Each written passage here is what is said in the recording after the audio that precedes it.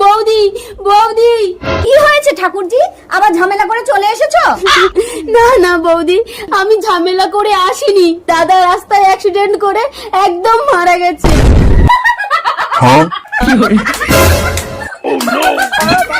বৌদি তুমি কি পাগল হয়ে গেলে? দাদার মৃত্যু সংবাদ শুনে তুমি হাসছো? রুকো যারা। এই জন্য বলি ঠাকুরজি, যে কোনো জিনিস ডবল বানিয়ে রাখতে হয়, তাহলে একটা শেষ হলে আরেকটাকে কাজে লাগাতে পারবে।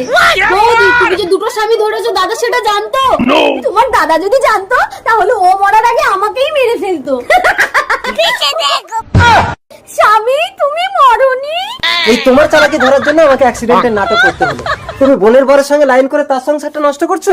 চুপ কর বোন, কোথায় লুকিয়েছো? ডাকো ওকে। এই খচ্চর! এই খচ্চর, তোকে দেব এক থাপ্পড়। এই বাড়ি চলো। No, no, no.